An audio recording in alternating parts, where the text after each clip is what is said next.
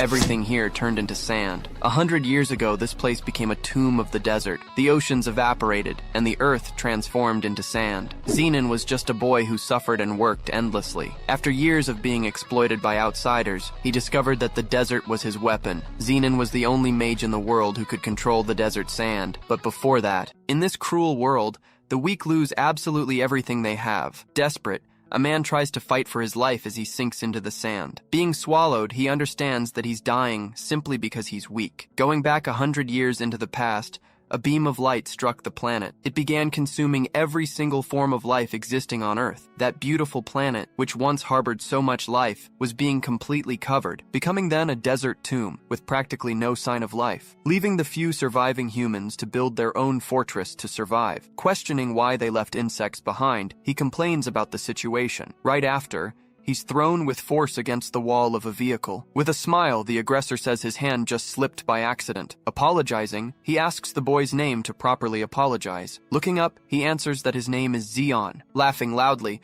the man asks if he has no father for having only one name. Seeing the boy's expression, the man asks if he's finally gotten angry. Saying they should be friends, the man grabs Zeon by the shoulder with force. Thinking for a moment, Zeon wonders what crime that man could have committed. Reacting quickly, he lands a precise hit right on the aggressor's face. With the impact of the blow, the man is thrown backward, falling abruptly. Standing up next, Zeon says he got it wrong and asks if he wants to know. Clenching his fist, he reveals the reason was murder. Switching to Neo's soul, he explains that only those with power are human. In an alley, he tells how a thief tried to rob him and ended up dying. Fallen on the ground, the man says his brother is Lee Jiryong and threatens him. Upon hearing the name Lee Jiryong, the boy's expression changes completely. In this world, those who awaken powers are considered gods among humans. Discovering he was being hunted, he fled inside that bus. Then the man calls him, making the boy look back in surprise. Wiping his mouth, the aggressor asks with a smile if he's done already. Seeing his own hand, Zeon is shocked by what's happening. Thrown with violence, the boy flies through the bus corridor. Fallen on the ground, he screams in pain from the impact received. Revealing he's there for the same reason, he says Zeon crossed the line. Desperate, Zeon laments having found who he tried so hard to avoid. With his power released, the man says he needs a lesson. Realizing the situation, Zeon becomes completely paralyzed without reaction. Suddenly, the entire bus is shaken with an absurd force. Irritated by the jolt, a man yells, asking the driver to watch the road. Up front, the driver was slumped over the wheel without responding. Not understanding, the man asks what the driver is mumbling. Seeing the scene, he realizes something terrible is about to happen. In panic, the driver screams that they weren't going to the mine. Shocked by the revelation, the man asks what he just said. Crying, the driver screams his last desperate phrase. He reveals they're being swallowed by a giant creature. Screams of despair echo as everyone is thrown from side to side. Remembering his past, he realizes the cycle always repeats. Whether in Neo Soul or being devoured, none of that was unusual to him. Fighting for his life, he understands that in this world, the strong always defeat the weak. With his eyes closing, he accepts that he's dying because of his weakness. Stretching out his hand, he resigns that this is his end. Imagining what it would be like if he were stronger, he knows it's a useless thought. Completely covered by sand, his body disappears into the deep darkness. Only his hand remains on the surface, sinking more and more slowly. His fingers move one last time before vanishing completely. Then, his hand is finally swallowed, disappearing from sight forever. At that, his eyes suddenly open with a frightened expression. Gasping for air, he awakens suddenly as if he had come back to life. Coughing heavily, he tries to catch his breath after everything that happened. Inside his body, something different begins to emerge, changing everything. In the desert, debris from an ancient civilization can be seen everywhere. With his eyes wide open, he becomes aware of the situation around him. Through the sand, the structure of a destroyed tower reveals the devastation of the place. Further away, another tower rises amid the ruins of the city. Reflecting in his gaze, the immensity of the desert can be clearly seen. Enormous ancient structures collapse, raising a large cloud of dust. Processing everything, he slowly closes his eyes, absorbing the harsh reality. Shifting to space, the now desert planet is surrounded by asteroids. In his eye, a new and vast universe of power begins to awaken. Manipulating the sand, he uses his new ability with full force. Landing a powerful blow, he strikes the head of the giant creature. He watches from inside the cave the remains of the monster falling. In this cruel world, He's covered in sand and a blue liquid. Even though injured, he stands up, determined not to give up on living. With his eyes glowing, he faces the future with a new determination. Before the defeated monster, he promises himself that he will survive. Feeling the energy flow through his body, he narrates how his heart pounds hard. Clenching his fist, he finally understands that this is his awakening. Meanwhile, another solitary figure faces a giant creature in the desert. Moving quickly,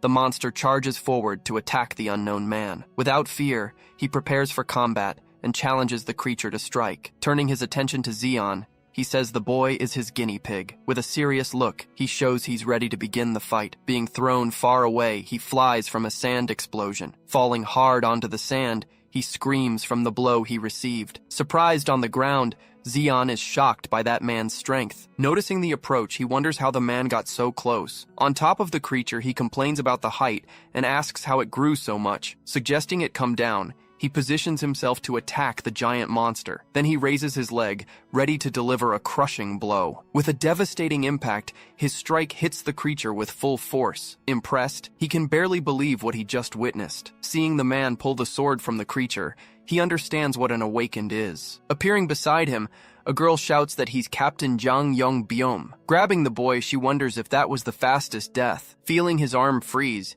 he realizes the incredible strength she possesses. Walking toward them, the captain says the monster wasn't an opponent. With a serious look, he carefully observes the interaction between the two. Asking them to stop, the captain approaches the pair still arguing. Making a greeting, the girl named Giselle turns with a smile. With a quick movement, she sweeps his leg and knocks Zeon to the ground. Falling onto the sand, he lets out a cry of pain as he's immobilized. Sitting on top of him, she prepares to discover the rank of his ability. Touching his arm, her expression changes when she doesn't find what she was looking for. Confused, she asks the chief why he isn't an awakened. Screaming in pain on the ground, the captain reveals he doesn't have an insignia. Lying on the ground, Zeon refuses to believe he doesn't have an insignia. From inside a vehicle, a man rushes the group, yelling about the sunset. Holding the boy, Giselle asks the chief what they'll do with him now. With a thoughtful look, the captain analyzes the situation and makes a decision. Still on the ground, Zeon just watches the conversation without saying a word. Giving the order,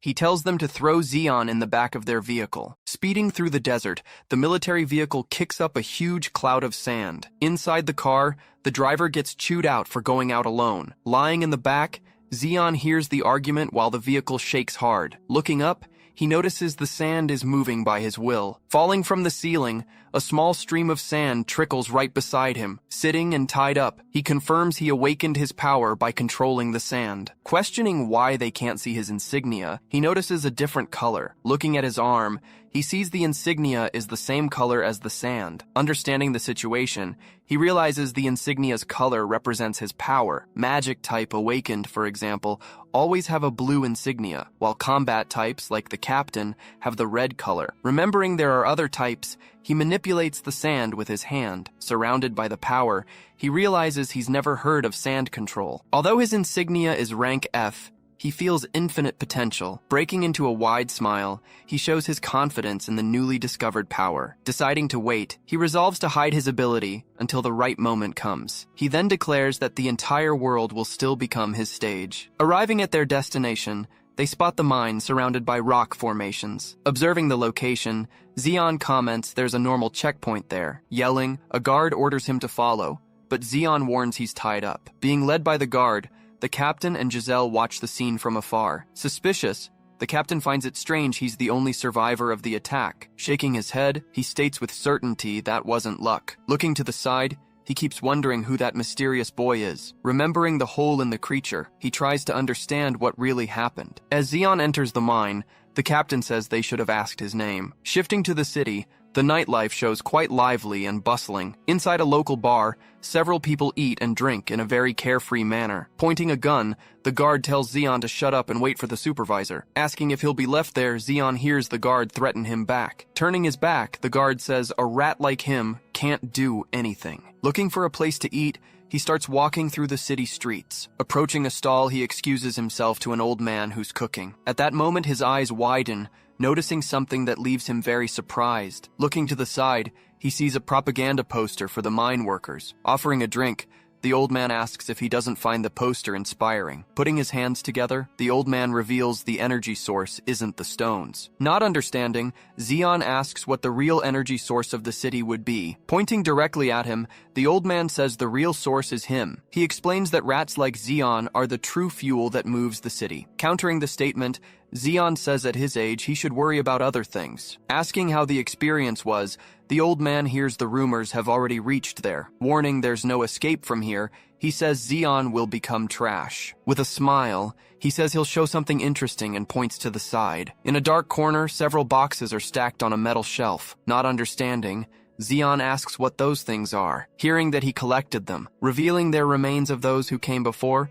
he warns that's his future. He explains that at first everyone tries to resist, but that's the nature of the mine. Afraid of dying, they sell everything they have to survive. But in the end, they're just delaying the inevitable and nothing really improves. Eventually, everyone ends up with the same fate, surrendering to the darkness. The old man finishes saying that trash like him leave nothing behind. With a serious expression, he stares at the old man while holding the meat skewer. Ignoring the provocation, he asks the price, receiving the answer of 10 sol. Complaining about the price, he hears that everything there is a very expensive luxury. With an ironic smile, he simply warns he has no way to pay that amount. Accusing the old man of deception, a man in the crowd defends the boy. At that, everyone in the place pulls their knives and surrounds that man. With a smile, Zeon warns he won't pay a single cent. Suddenly, he's grabbed from behind by someone in the middle of the crowd. Surprised, he turns his face to see who grabbed him in the darkness. The old man asks if he didn't find it strange for a business to operate there. Surrounded by everyone,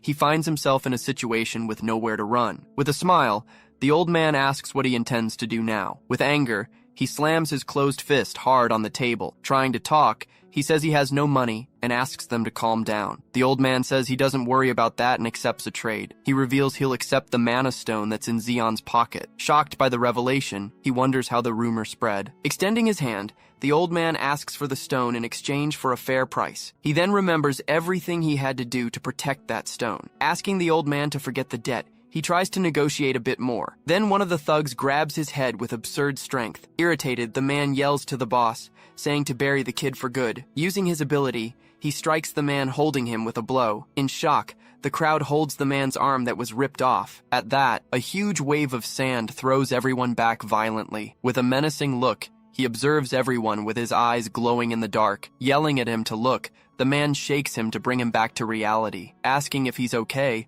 the man says he seemed to be daydreaming. Tossing the mana stone onto the table, he places it right in front of the old man. Handing over the crystal, he says that's the stone the old man wanted so badly. Examining the item, the old man seems to think about how much that stone is worth. Hearing it's worth 100 sol, he shouts that the real value is 300. With an angry expression, he hears the old man say that everything here is scarce. Banging his head on the table, he gets frustrated with the unfair negotiation. Clenching his fist, he thinks it's not yet time to act against them. Asking for a decent bonus, he faces the old man with a determined smile. While a man gets robbed, the old man warns that there are many thieves around. Since it's his first trade, the old man offers an item as part of the payment. Pointing to the boxes, he says Zeon can choose whatever he wants. Searching through the items, he says he hoped for something useful, but only found junk. Watching the boy, the old man finds his behavior and interest curious. Seeing the boy rummage through everything, the old man comments on his petty vitality. Finding a strange mask, he's surprised by the item he found. Hearing what he says, the old man tells him a caravan left the item behind. Deciding he won't find anything better,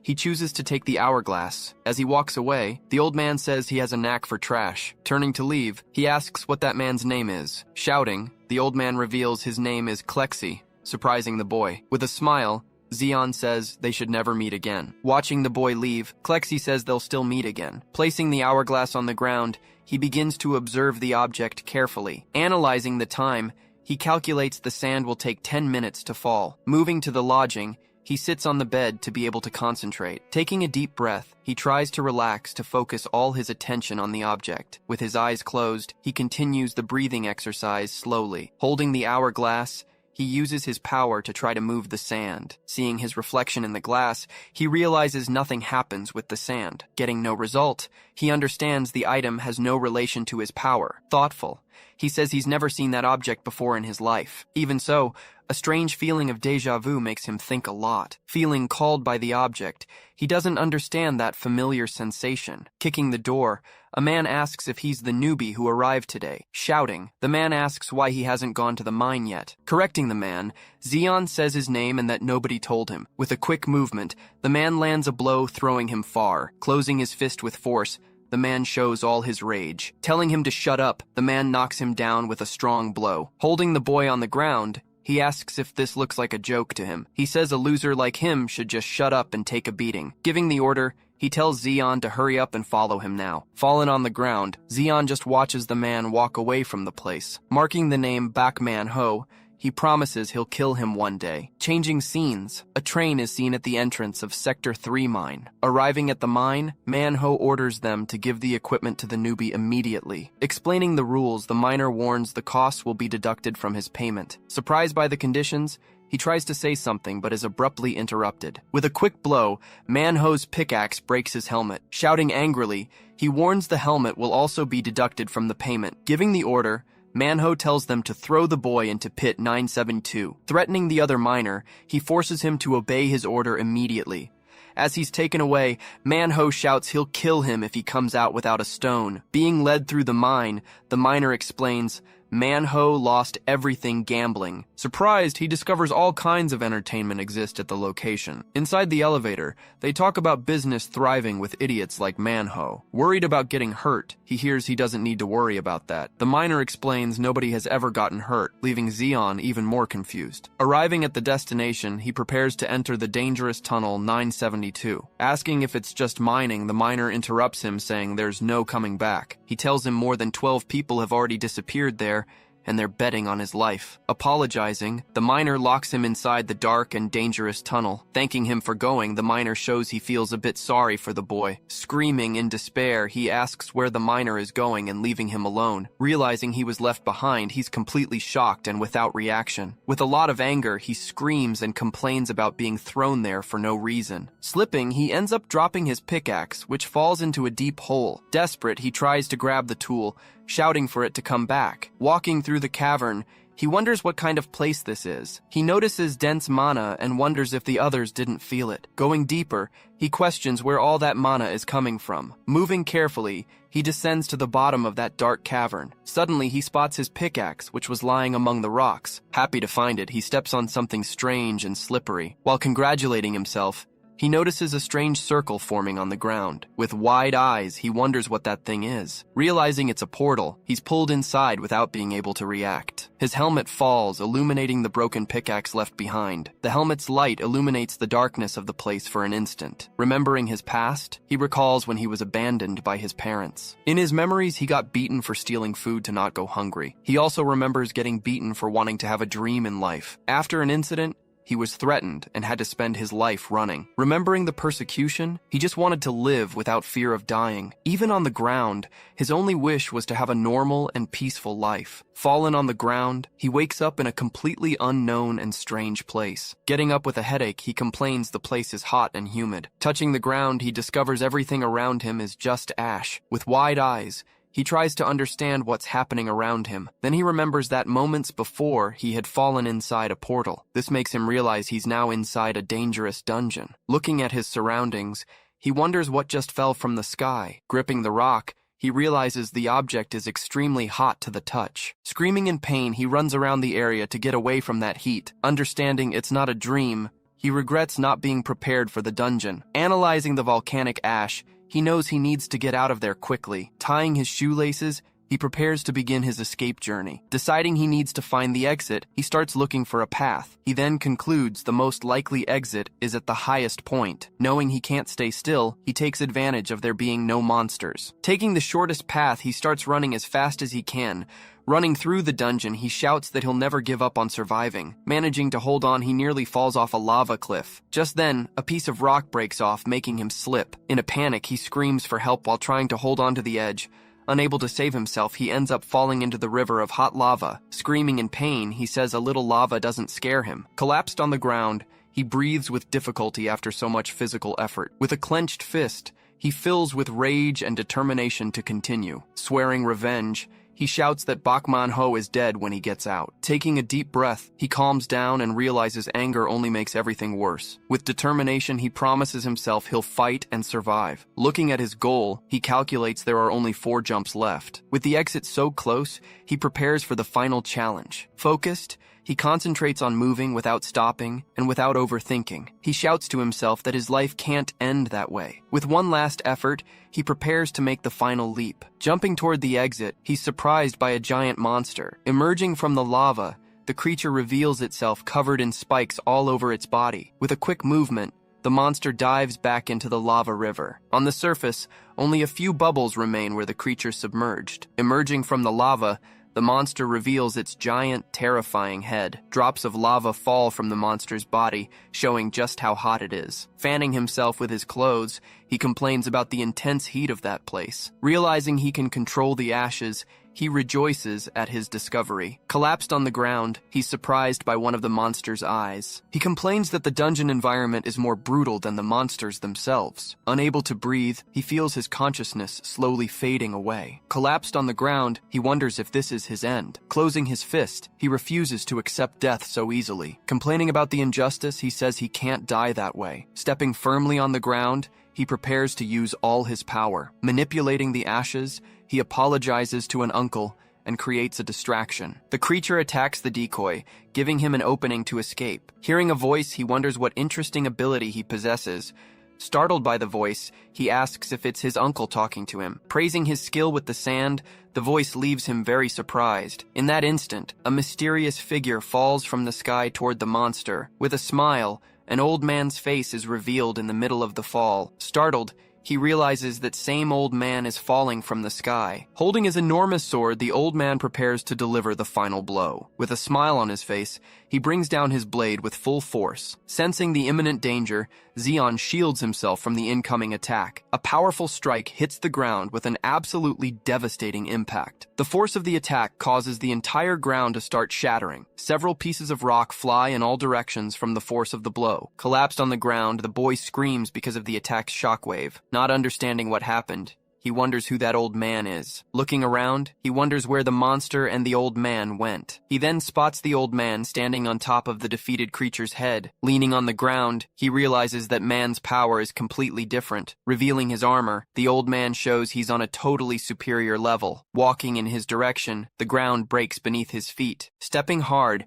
he asks what the boy wants so badly. Emerging from the smoke, a boy appears and the old man asks his name. Demanding an answer, the old man starts a countdown to intimidate him. With his firm voice, he continues the countdown, increasing the pressure on the boy. Without hesitation, he proceeds with the countdown, making the atmosphere increasingly tense. Reaching the end, the boy's expression shows all the fear he feels. Staring at the boy, the old man says he got the answer wrong. Not understanding, he wonders why he can't hear what he's saying. Confused, he says he can't hear, making the old man even more irritated. With a smile, he says he can hear him now, but the old man doesn't believe it. With his eyes glowing, he simply tells the boy to die once and for all. Begging for his life, he asks the old man to spare him from death. Irritated with the stalling, he shouts, asking for his name once more. Hearing that his name is pathetic, Zeon gets irritated with the old man's comment. With a swift strike, he moves quickly toward the boy. Grabbing the boy, the old man finally reveals his name is Diodon. Not understanding,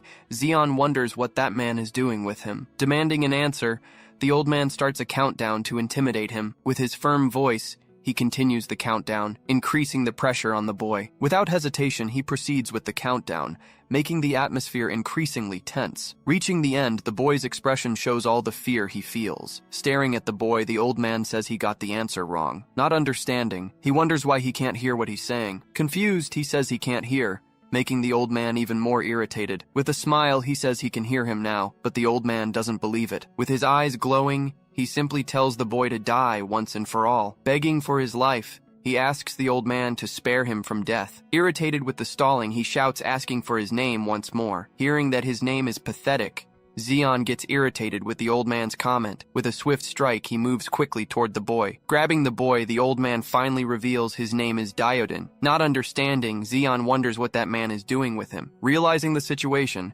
he realizes the old man saved his life twice. Looking at that man, he's impressed and wonders just how strong he is. Questioning who he is, the old man responds irritably that his name is Diodin. Screaming, he asks who has that much power and where they could be. Then the man says that from now on, this is his hunting ground. Smiling, he tells the boy to see with his own eyes who he is. With that, he speaks the word crayon, and a mark appears on his chest. Suddenly, a huge form materializes, rising from the ground right in front of him. Grabbing his head, he screams, asking what is happening. Seeing the whole scene, he questions what that man is doing there. Out of nowhere, several creatures emerge in the air, and he screams without understanding anything. Amid the chaos, the older man shouts to get his attention. Yelling forcefully, he orders the boy to survive all of this on his own. Soon after, one of the creatures grabs him, starting to lift him into the air. Surrounded on all sides, he says the creatures are too fast. Unable to dodge, he ends up taking a direct hit to his shoulder. Right after, he receives another blow, but this time to his leg. With no way out, he complains that there's no escape, and they only hit him from the left side. Being attacked, he tries to break free from the creatures that hold him tightly. Next, two creatures rush at extremely high speed in his direction. Taking several blows at once, he's thrown backward, screaming loudly. Fallen, he says he can't keep up with the movements with his eyes. Then he wonders what to do, because he'll die if he stays still. Remembering the man, he says he'd be an idiot if he died now. Confused, he looks up and asks what it is that he heard. Pointing in his direction, the man says he can't hear him properly. While bleeding, he says he needs to find a way to see the enemy. Seeing him standing still, the older man shouts from afar, calling him an idiot. Then the old man warns he'll show him why he's an idiot. He then receives the instruction to gather mana in his eyes and concentrate. The voice continues, telling him not to look, but rather to feel the mana. At that moment, one of the creatures flies in his direction to strike, but now he faces the creature head-on, waiting for its attack. Focused, he states that now he can see with mana, no longer with his eyes. Seeing the creature's mana, he needs to counterattack at the shortest possible distance. Managing to dodge, he's amazed by the old man, saying it's not possible. In the midst of the attack, he wonders if the old man predicted all of this. When a giant creature appears, he screams, asking who that old man is. Laughing, the old man advances and lands a blow, saying it's fun. Then his strike goes right through, causing massive destruction across the entire scene. With a smile on his face, he screams insanely, asking for more. Right after, he yells for the creatures to keep coming at him. With a powerful blow, he advances, destroying the ground and hitting the creature. Hit directly, the monster recoils and the man says that's a shame. Leaping toward the monster, he prepares to deliver the final blow. Complaining, he says it's disappointing and he'd barely started warming up. Impressed by the scene, the boy says this is total madness. Walking through the area, he says he can't believe the old man killed that thing. Starting to laugh, he says he doesn't think he can do that anymore. With that, he looks forward and says that's it, the X foot. Suddenly, a gigantic explosion happens, lifting the ground of the entire place. Feeling the impact, the boy screams as he's thrown far away by the force. Unable to stay on his feet, he falls to the ground and starts vomiting heavily. Asking what's happening, the old man answers it's the boss's roar. Then he explains that every dungeon has a final boss at the end. After that, he reveals that's the real reason he came here. Looking scared, the boy asks if that creature is really the boss. With a smile, the old man says the creature is finally there. Then he shouts the creature's name, which emerges in the middle of the explosion. Asking if that's a dragon, the old man says, unfortunately it's not. When the old man says it's at least rank B, the boy is surprised. Right after, a force field forms around the creature. Placing his hand on his head, the old man asks if he's heard about this. Then he explains that rank B monsters or higher possess unique traits. Continuing, he says a red force field is the combat type. Meanwhile, the creature forms a barrier with its power. With the barrier formed, he shouts that the monster is the magic type. Advancing against the barrier, the old man attacks with a single blow. Seeing the barrier breaking, the boy stands frozen without reaction. Shocked by the scene, He says none of this makes any sense. At that moment, he realizes that nothing he knows matters before the old man. In an instant, the old man advances and lands a direct hit on the creature. Attacking first, the creature rushes with its claws at the old man. Quickly, he defends himself, blocking the creature's blow with his sword. Exerting force, he manages to push the monster's claw away to defend himself. Meanwhile, the creature opens its mouth and prepares a new devastating attack. Even with the danger, he just opens a smile and faces the monster. Right after, he lands a full-force blow to the creature's head. Laughing loudly, he asks the creature if it's in a lot of pain. Gripping the sword tightly, he says he'll end its pain. Then he screams very loudly that today will be the day of its death. Scared, the boy screams that today is the day he's going to die. Not understanding anything, he yells for those lunatics to just use their words. At that moment, he's thrown far away by the force of the exchanged blows. With a war cry, the old man advances and delivers a powerful strike. Impressed, he complains about how the shockwaves do all that. Trying to protect himself, he endures with difficulty the force of the attacks. Laughing a lot, he yells that all of this is pure fun for him. With that, he compares the fight to an amusement park, shouting the name of the great creature. Then he leaps toward the monster, causing a huge explosion on the ground, breaking everything. The impact force hits the boy's location directly. Standing in the middle of the destruction, he just observes everything without any reaction. Seeing the scene, he's paralyzed, not knowing what he can do now. Suddenly, the ground opens up, and he ends up falling into a giant hole. While falling, he slams hard against the walls of the enormous hole. Continuing to fall, he looks up, seeing the fight that became distant. Now, on the ground, he lies down, bleeding and looking at everything from below. Then in his eye, the reflection shows the battle that still continues happening. Lying down, he watches the exchange of blows between the old man and the creature. Laughing hard, he asks the drake if that's all it can do. Then he shouts that a dungeon boss shouldn't stoop so low like that. At that moment, the creature prepares itself, gathering a massive energy inside its mouth. Seeing this, he says that the monster is indeed a boss with a trick up its sleeve. Firing with everything it's got, the creature launches an incredibly powerful energy beam. The attack then expands, turning into a massive whirlwind of pure energy. After releasing the attack, the creature stands there with smoke pouring from its mouth. Searching for the old man, the creature asks if he was looking for her. Appearing out of nowhere, he shows up from behind and lands a solid hit right on her back. Feeling the strike, the creature writhes completely, unable to understand what just happened. Already on top of the monster,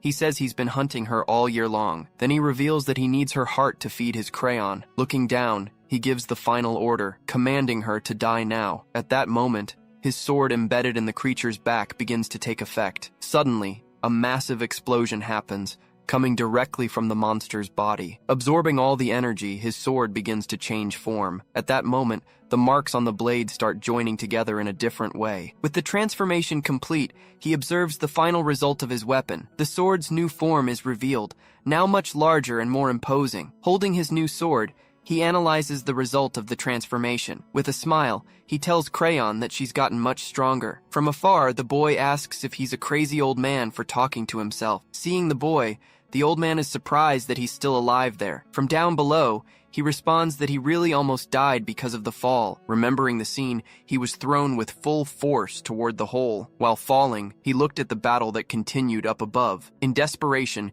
he grabs his head, screaming because of the situation. During the fall, some stone spikes end up hitting him full on. Unable to stop, he ends up crashing hard at the bottom of the hole. Lying there, he says he survived again for being a stubborn bastard. He explains that his reflexes improved with the hits, and that's why he survived. Warning that the dungeon is going to collapse, the old man grabs him and says they need to get out. Not understanding the situation, he asks why the old man is holding him. At that moment, the old man starts laughing really loud and boisterously. Leaping away, he says goodbye and leaves the boy behind again. Falling, he screams that the old man is crazy, worse than some guy named Park Manhwa. Suddenly, he lands hard in the sand, looking up completely confused. Right after, a portal opens up, throwing him forcefully away from there. While the boy spits out sand, the old man explains that they're outside the dungeon. Looking serious, he tells the boy to listen carefully to what he's about to say. He reveals that he has a use for his ability, but right now he's useless. Pointing the way,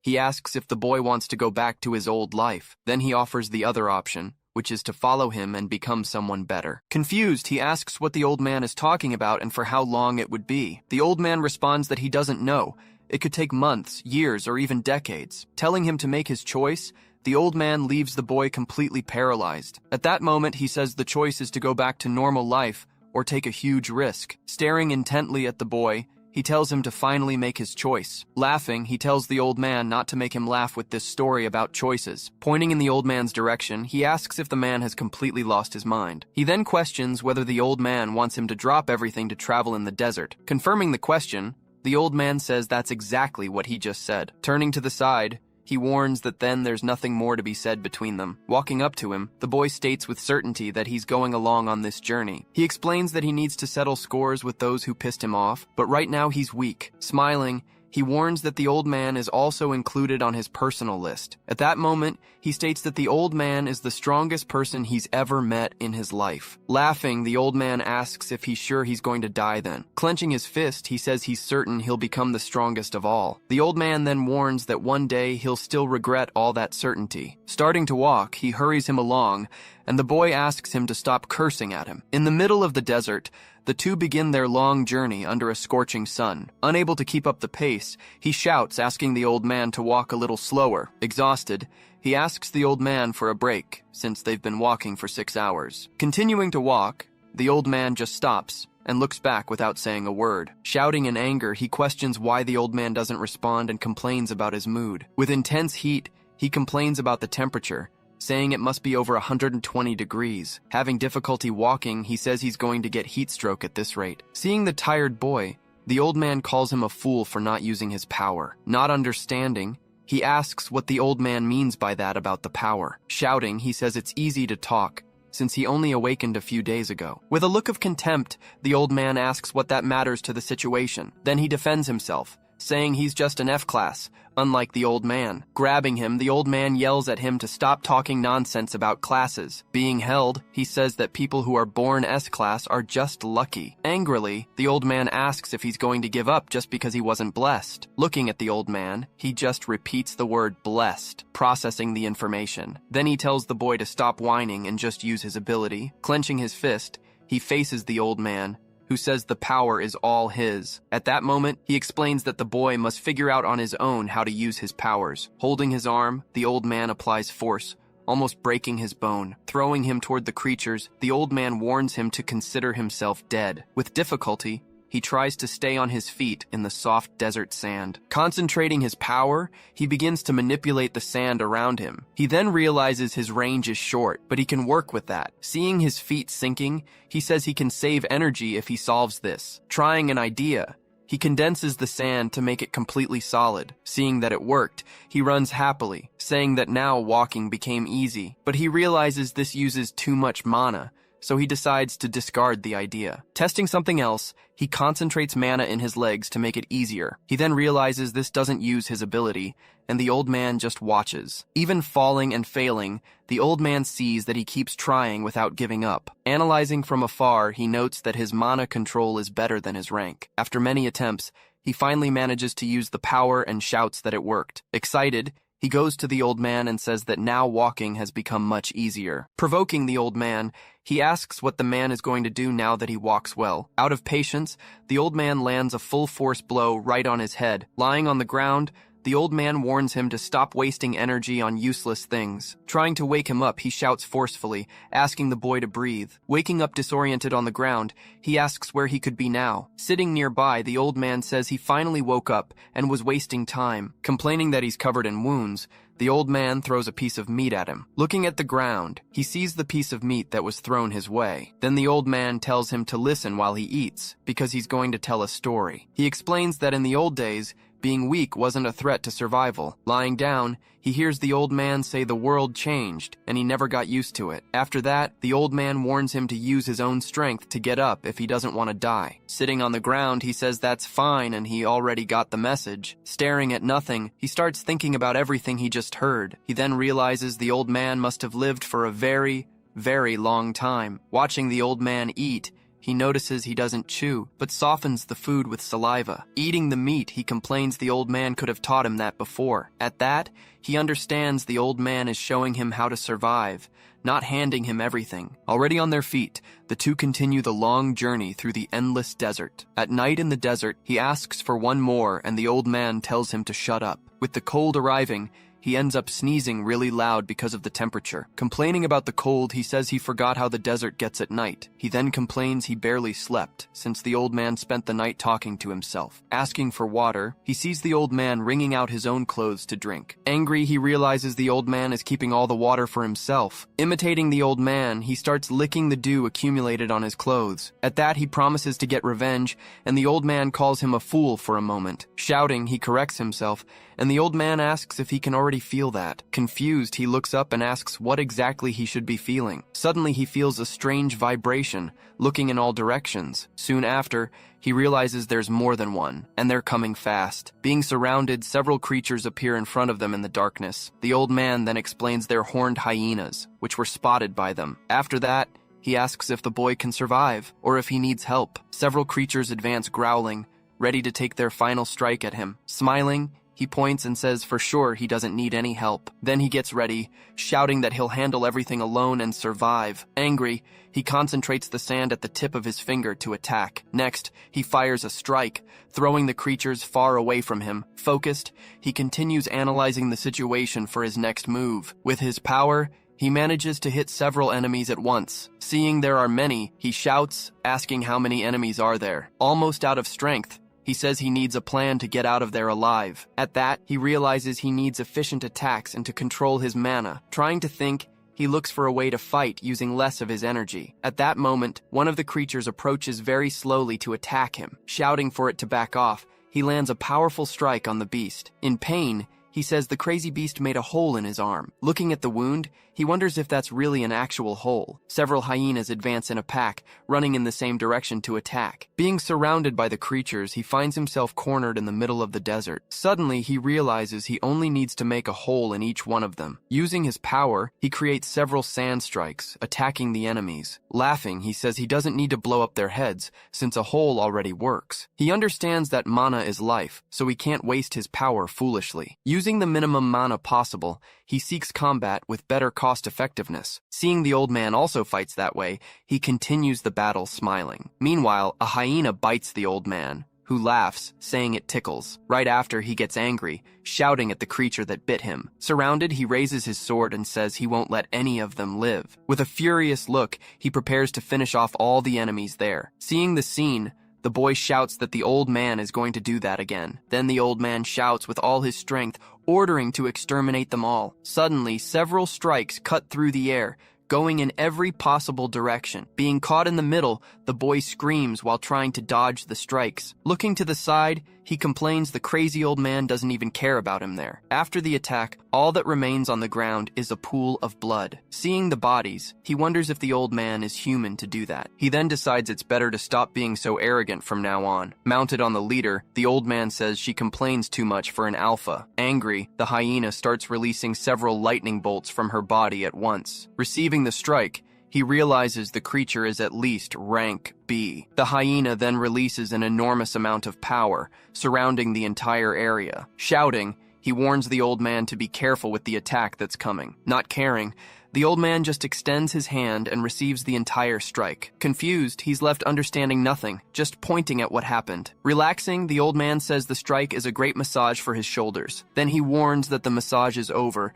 and tells the creature to die for good. With a precise strike, he attacks the hyena and ends the fight. Laughing, he says it's better to ignore that monster for his own sanity. After the fight, he asks if they're leaving already, and the old man is surprised. With the horn in his hand, he explains that thing is good for making a great weapon. Throwing the horn, he tells the boy to pick up the item that's on the ground. Saying it's a dagger, the old man warns that now the food is on him. He then explains the hyena's meat is toxic, but the flank isn't. Telling him to hurry up, the old man warns that the sun is already rising. Shouting, "Yes, sir," he prepares for the new task he received. Eating the meat, he happily says that's great and continues eating. Then he comments he's thirsty, but at least now he has plenty of food. With his new ability, he says walking on the sand got much easier. Provoking the old man, he asks if the man is jealous of his ability. With no patience for jokes, the old man tries to land a direct strike on him, but he manages to dodge, shouting that the old man missed the strike this time. Putting him on the ground, the old man complains about his arrogance over one ability. Fallen on the sand, he says it was just a joke and that he's thirsty. Suddenly, he stops, feeling a different humidity in the desert air. Seeing the old man looks in the same direction, he realizes it's not his imagination. Looking at the dune, he finally understands there's an oasis right there. In the middle of the desert, the two continue their journey under a blazing sun. Climbing the dune, they finally find what they've been searching for. With a smile, he shouts that it's real, the oasis he'd only heard about in rumors. Seeing the lake, he's amazed, shouting the name of that place at the top of his lungs. Running, he shouts happily about finding water after such a long search. Watching the scene, the old man just observes him with a look of disapproval. Reaching the edge, he shouts finally, ready to jump into the water at once. Diving headfirst, he enjoys the water, relaxing after so long. Drinking the water, he says he can feel it soaking through his entire body. Lying by the shore, he celebrates feeling the coolness after so many days. Suddenly, he opens his eyes and wonders what that strange light is. Looking up, he sees a bright, hot light at the bottom of the water. Confused, he says he's suddenly feeling sleepy for no reason. As he passes out, a voice shouts telling him to wake up right now. From outside the water, the old man shouts, running in his direction to help. Coming out of the water, he looks back and sees the old man standing on the dune. Suddenly, a giant creature emerges from inside the oasis water. Grabbing him forcefully, the old man pulls him away from the water's edge. Coming out of the water, the creature charges full force at the old man. "Now safe!" he shouts while watching the scene unfold. Leaping toward the monster, the old man prepares for combat. Gripping his weapon's handle firmly, he prepares for the strike. With a powerful blow,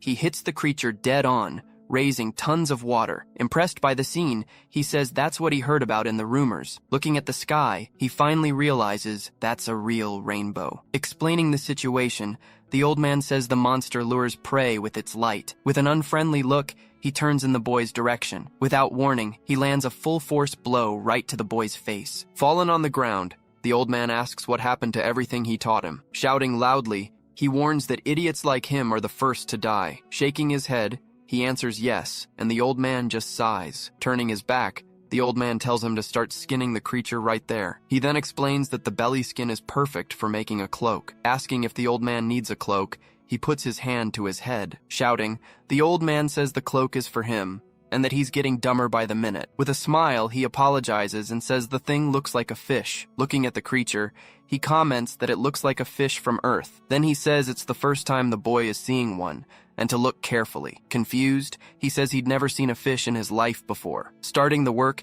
he tells himself that fish are really scary. Out of patience, the old man asks if he's trying to bring the fish back to life. Seeing that the skin is tough, he realizes it's going to be harder than he thought. Trying a new tactic, he concentrates to channel his mana into the dagger. With mana in the weapon, he manages to sharpen the blade and cut the skin. Then he scrapes the fins, turning them into very sharp needles. With the tendons from the meat, he realizes he can use them as thread. Seeing the final result, he's impressed with what he managed to make. Lying down, the old man says he turned a good fish into a pile of trash. Saying he has plenty of materials, he states he'll try just one more time. On a dark night, the desert landscape stretches across the entire place. Shouting, the young man celebrates that he finally managed to finish what he was doing. After 8 failures, he thinks he could sell the item at Xeon Boutique. Startled, he reacts, saying, "No way, nobody can take his cloak." Telling him to stop fooling around, the old man orders him to eat what he brought. Pointing in surprise, he hears that it's a rare medicine, a gallbladder. Then the old man warns that if he doesn't eat it, he'll die. Complaining about tired arms, he insists the boy take it already. With a fixed stare,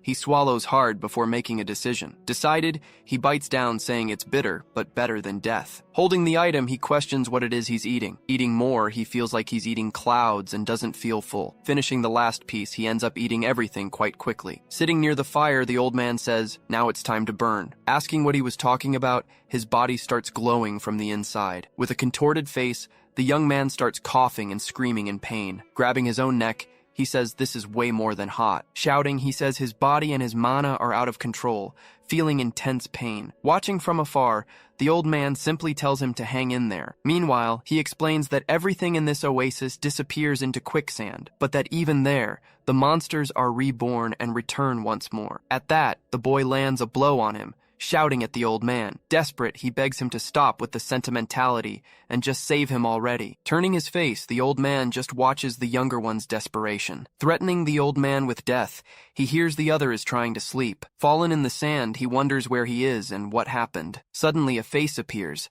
asking if he finally woke up. Taking a fright, he shouts that the old man almost killed him from a heart attack. Asking if he slept well, he hears from the boy that he actually passed out. Asked about how his body feels, he responds that he feels the same. But then he stands up, realizing that actually his body is different. Now he feels light, with strong muscles and mana flowing abundantly. Impressed, he wonders how he grew so much suddenly and what happened. At that, the old man reveals the change was because of the monster's gallbladder. Continuing the explanation, he says the item gives strength to endure the desert. Surprised by the item's value, he asks if it wasn't a problem to receive it. Irritated, the old man shouts he only gave it because he's weak and needs to be useful. Promising to be useful, the boy hears he needs to eat before they leave. After some time, the desert sky remains clear and very hot. Looking at the bones, the old man comments the meat lasted 4 days.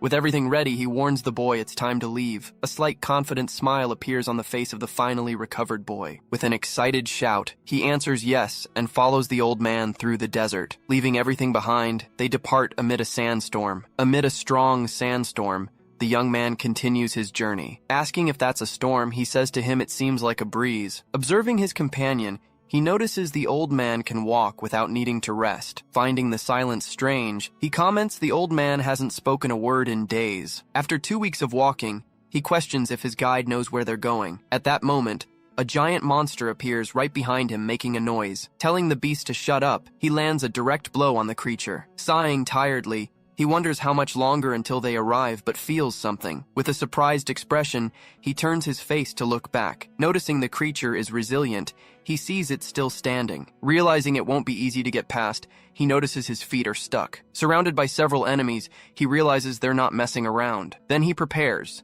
saying, "If it's a fight, bring it on." Shouting for them to die, he stomps with great force on the sandy ground. Coming out of the sand, a swarm of creatures advances in his direction. Preparing for combat, he says he's going to use a special move. With a single motion, he launches a powerful sand strike at the enemies. Then he comments that stormy days are great because of the sand. Suddenly shouting, he realizes the old man vanished and left him alone. Complaining about the lack of loyalty, he says that's why the old man is alone. Running through the sand, he wonders if the old man heard what he said. Worried, he starts apologizing in case the old man heard the offense. Always staying alert, he could react instantly when a magic beast appeared. But this time, while running, he realized what he felt was different. What was approaching him wasn't just a beast, it was a terrible presence. Emerging from the sand, a countless swarm of giant ants surrounds the boy. Impressed by the quantity, he wonders where that army of monsters came from. Shouting for the old man, he warns that the enemies are too numerous for him. Meanwhile, the old man just observes the whole situation from afar, without interfering. Determined to fight,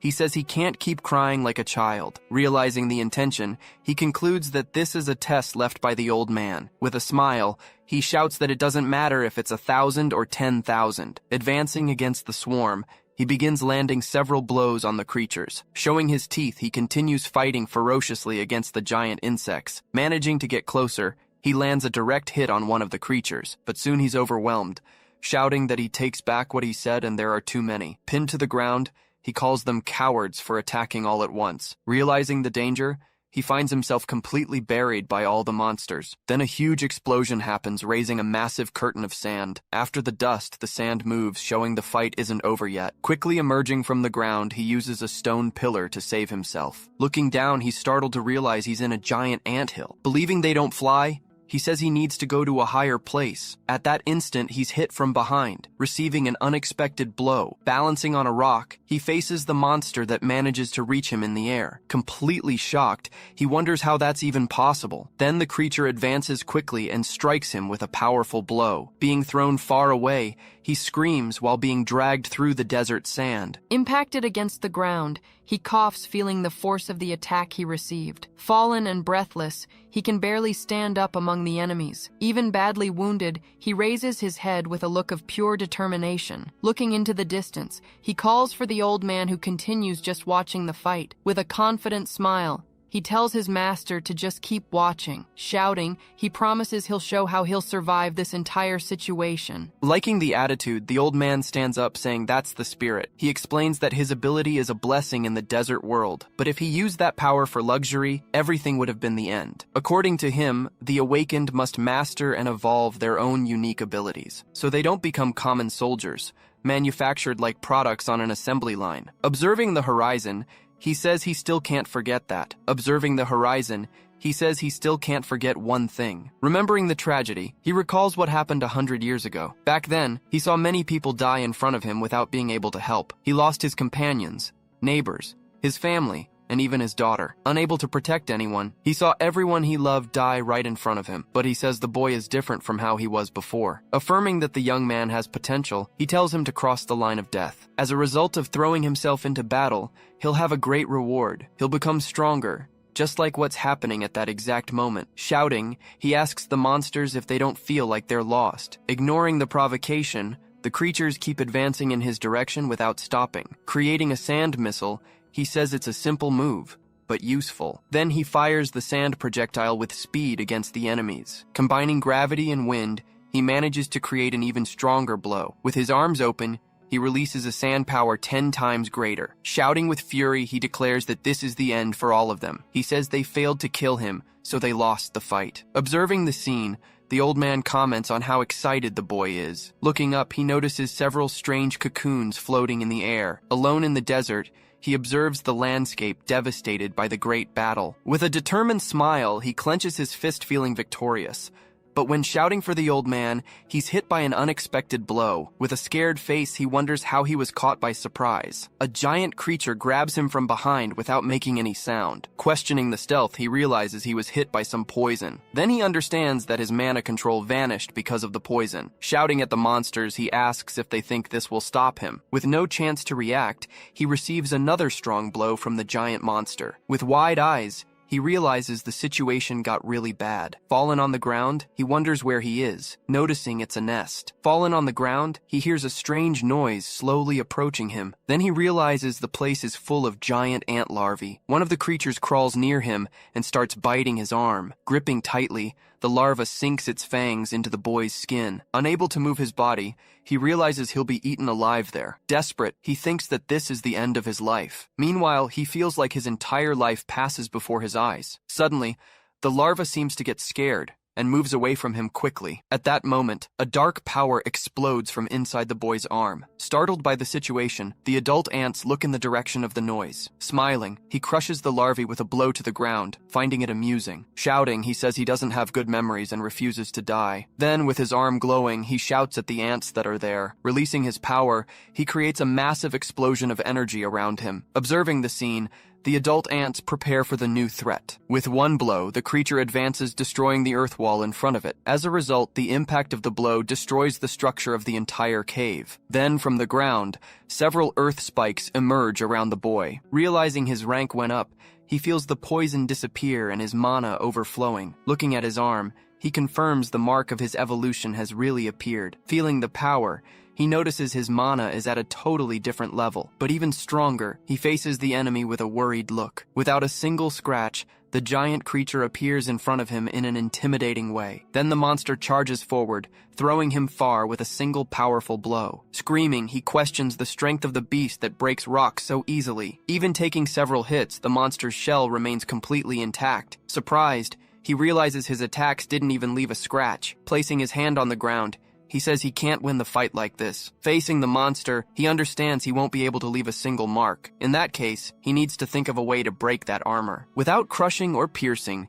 he looks for a way to rip off its protection. Then the creature gets caught by a large amount of earth that traps it. Having an idea, he says he's going to twist and rip off its armor. Screaming desperately, the monster tries to break free from the earth prison. Then the creature concentrates an energy blast in its mouth to attack. Watching the strike, The boy prepares for what's coming his way. In great pain, he screams, asking what kind of attack that is. Sensing the high-frequency waves, he feels his brain almost exploding. Quickly, the sound waves spread throughout the underground cavern. Surprised, he can't believe the monster was hiding an ability like that. Determined, he says he'll fight with everything he has against the enemy. Now he's ready for anything, no matter if he or the monster dies. Facing the creature, he warns they'll see who comes out of this fight alive. With a war cry, he charges forward to fight to the death. Suddenly, in a dark place, he seems to lose control of his body. Fallen on the ground, he wonders what's happening to his body. Raising his hands, he questions if that was his true limit. Complaining about his useless body, he falls lamenting how weak he is. Appearing suddenly, he says the boy is pathetically weak indeed. Holding him in his arms, the old man warns he'll die if he sleeps there. With a weak smile, he manages to call out to the old man who saved him. Saying to let him deliver the final blow,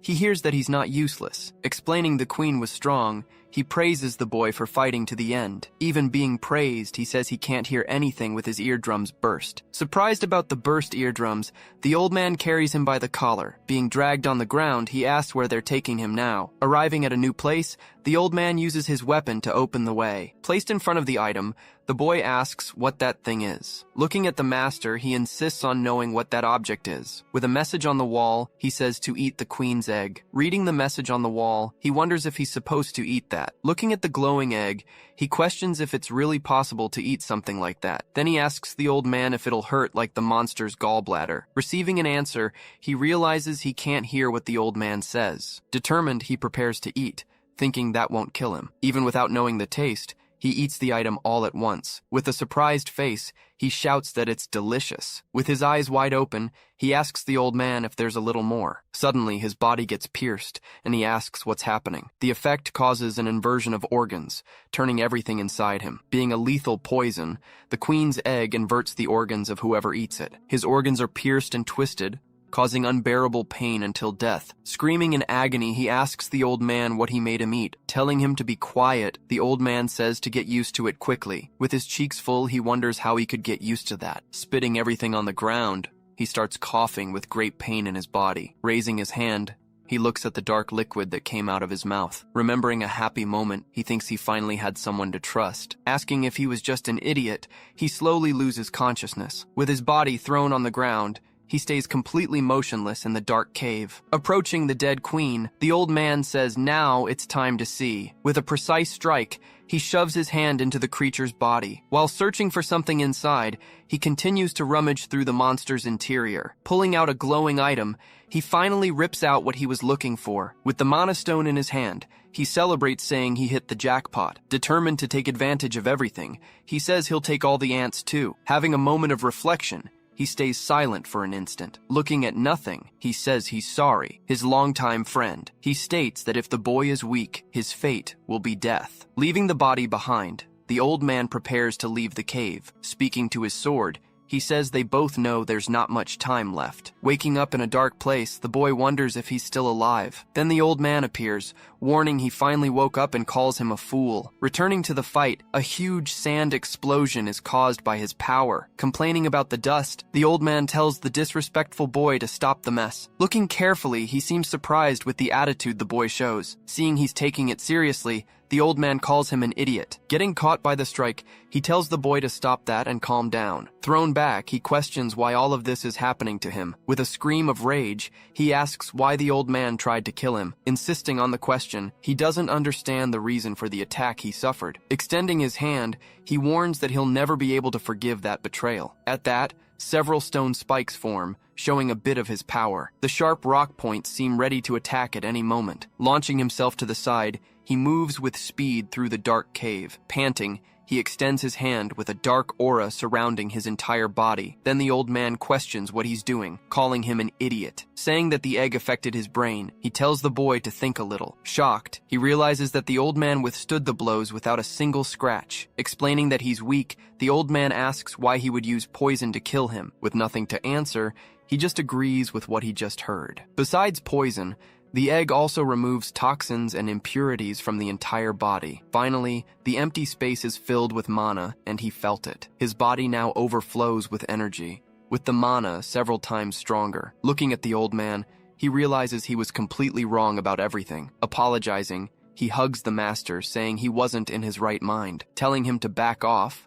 the boy realizes he can hear again. Calling him an idiot, the old man tells him to stop crying already. At that, he acknowledges to the sword that the boy could have died. With a determined face, he understands he only survived by being strong enough. Clenching his fist, he thinks that was a pretty risky bet. Then he carries the boy on his shoulders, saying not to be forgiven. Not understanding anything, he asks why the old man is holding him again. Showing his teeth, a wide smile forms on the old man's face. Pointing upward, he warns that time's up and they need to get out fast. With a frightened face, he can't believe what he's seeing. Changing scenes, 3 small creatures poke at a strange creature in the sand. Suddenly, a giant pillar of earth explodes forcefully from the ground. Laughing loudly, he asks if the boy enjoyed traveling much faster. Then he warns that the boy shouldn't have slept for 4 days straight. Calling the boy pathetic, he suddenly notices something on the distant horizon. Questioning what it is now, he says nothing else can manage to surprise him, but in the same instant his face fills with sweat and pure astonishment. Seeing a giant creature, he screams, asking what the hell that is. Even at 30 kilometers away,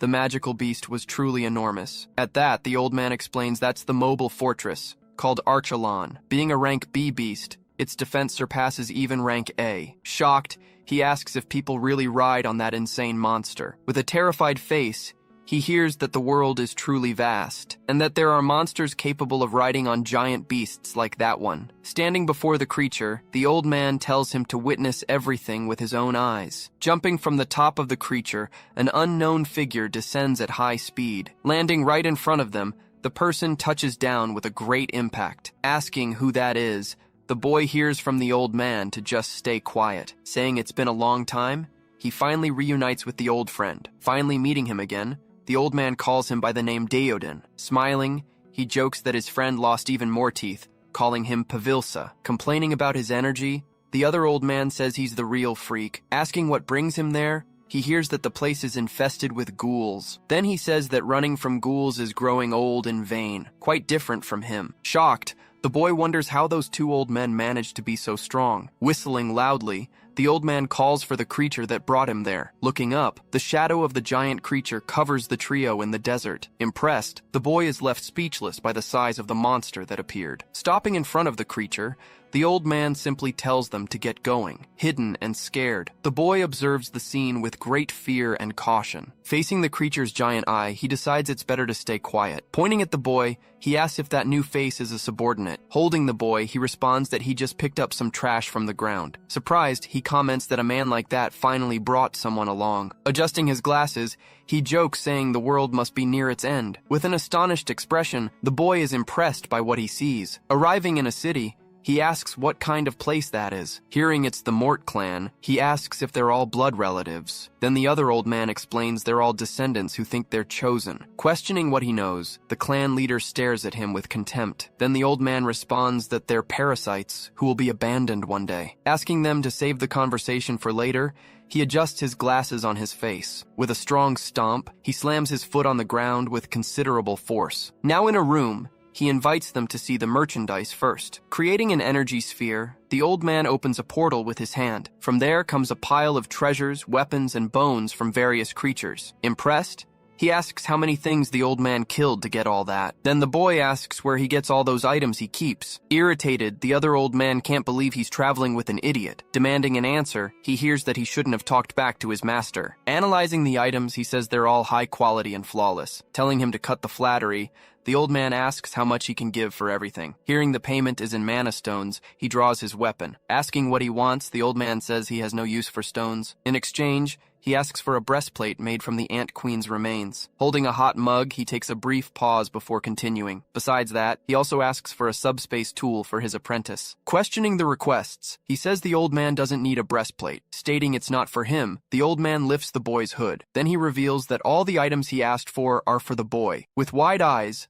the clan leader is surprised by the revelation. Thinking he cares about someone, he concludes the boy is useful. Shouting, he calls for someone named Kaylee, who enters the room running. Slamming hard, The door closes behind the person who just arrived. Looking to the side, the boy observes the scene with attention and curiosity. With a flushed face, he's impressed by the girl's beauty. Entering the room, she asks her grandfather if he called her there. Looking at her, the boy says she's really very beautiful. Then the old man asks if she still has the subspace bracelet. She responds that she doesn't have the bracelet, but rather a very well-enchanted gauntlet. In disbelief, she questions her grandfather, saying the gauntlet is very precious. Saying the little girl became an enchanter, he compliments her with a smile. With a smile, he praises his friend's granddaughter for her useful skill. Agreeing with him, she bows in a gesture of respect to the visitor. Telling her to get going, he asks for Noel to make a breastplate for them. Agreeing, she calls the boy to follow her and get the gauntlet. Watching the two leave, the old men are left alone in the room again. Walking through the streets,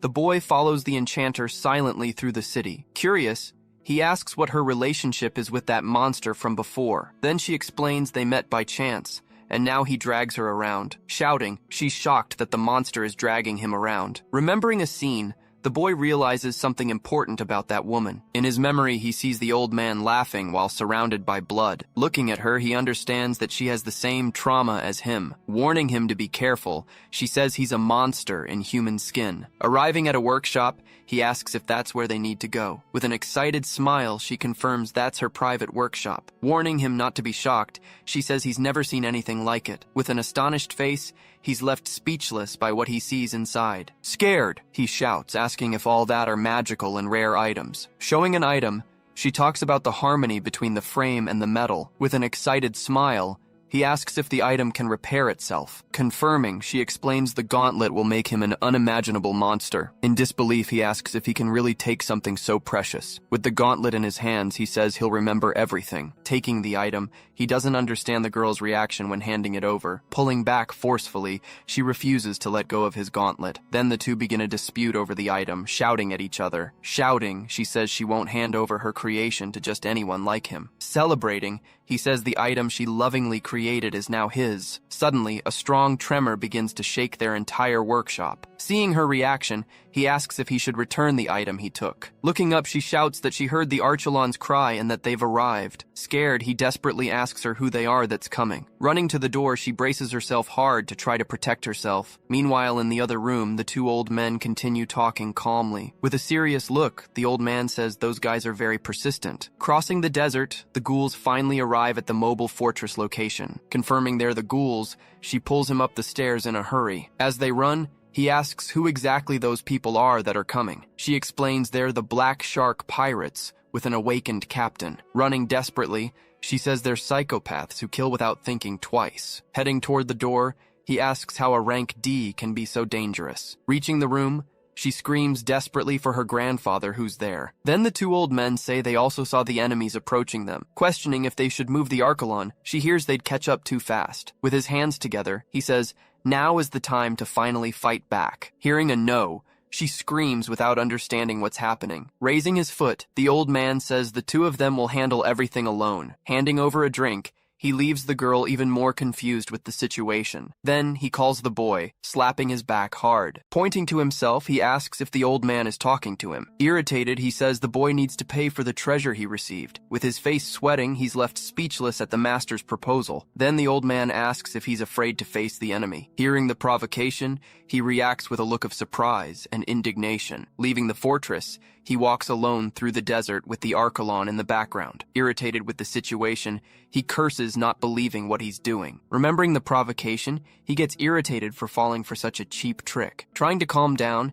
he says he doesn't have time for that nonsense. With his eyes closed, he concentrates to sense the enemy's presence. Sensing the approach, he calculates they'll arrive in just 5 minutes. With the gauntlet equipped, he prepares for the great battle that's coming. He needs to figure out a way to defeat an awakened stronger than him. Then the old man calls his friend by name, drawing his attention to the conversation. Worried, he asks his friend if it's right to let the boy fight alone. Questioning about leaving the boy alone, he hears the boy is a rank E. Confident, he says if the boy loses, he dies, and that's it. Saying he's extreme, the old man warns him about the dangers of battle, but he believes if the boy shows his fangs, he can win. Shouting, He calls the boy's attention to give one last piece of advice. With his hands on his mouth, he yells for the boy to remember one thing. Clenching his fist, he listens carefully to the words the old man shouts. Finally reaching the target, they ask the captain what to do next. With a smile beneath the bandages, he prepares for combat. Shouting a no, he orders to cut off the limbs and throw them as food. With a war cry, all the gang members advance to attack. Mounted on camels,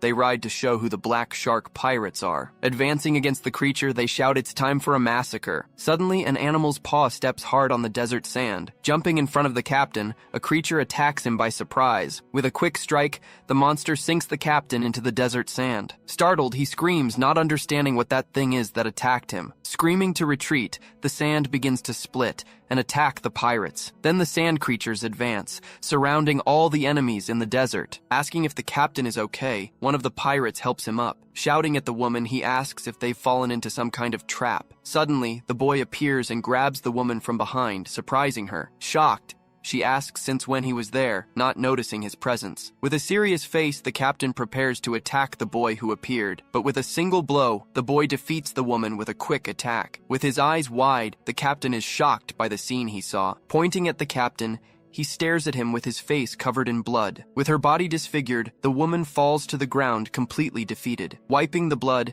he says the captain is next to die. With a sword in his hands, a figure appears behind him to fight alongside. Advancing with speed, he lunges at the enemy with his weapon. With several strikes, he attacks the captain with a sequence of attacks. Surprised, the pirate wonders what kind of guy is this who appeared. Realizing his strike was blocked, he's shocked by the boy's defense. Screaming for his partner, he alerts him to the danger that's coming. Warning to look down, he jumps to avoid the sand attack. With a quick strike, he advances to attack the enemy with his sword. Irritated, the captain asks what kind of trick is that he used. Receiving a sand strike, he's thrown far with a strong impact. Questioning if that's sand, he gets up with his body slightly injured. Screaming with rage, he says a cheap sand trick won't stop him. With a powerful strike, he advances to attack the boy with all his strength. Asking for a pincer attack, he prepares to fight alongside his partner. Watching the two, the boy lands a hit on one of them quickly. With his face bloodied, he faces the enemy with a look of determination. Shouting, the old man calls the boy's attention to give important advice. Looking up,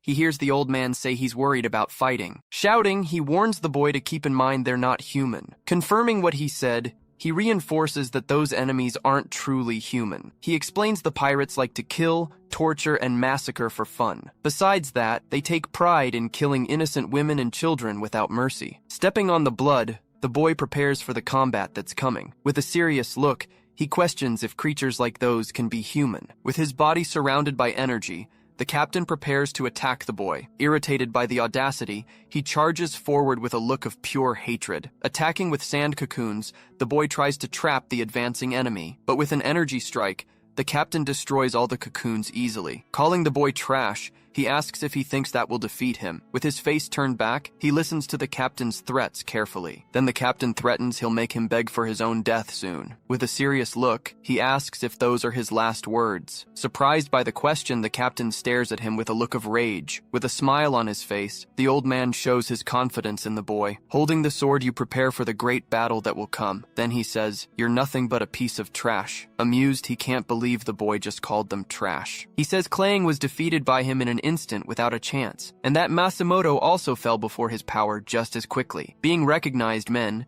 they wouldn't be defeated by a simple amateur. Questioning the boy's power, he wonders what kind of ability he uses. Then a sand dragon forms, attacking the captain with force. Clenching his fists, he prepares to strike back at the attack he received. Shouting, he says he won't play around with the boy's tricks anymore. Advancing, he tells the boy to stop hiding and face him. Ordering him to stop hiding, the captain challenges him to a fight. With a strike, he creates a whirlwind to suck the boy closer. Preparing a punch, he shouts, asking what the next move will be. With wide eyes, he's surprised by what he sees next. Shocked, he shouts without understanding, asking where the boy went. Looking around, he tries to find the boy who suddenly disappeared. Appearing suddenly, he lands a blow on the captain with his sword. Realizing the trap, the captain understands the boy predicted his attack. Saying finally, he warns that the boy is within his reach. Understanding he was lured in, he receives a precise strike from the captain. Shouting, he says the boy isn't the combat type, yet he closed the distance. With a serious look,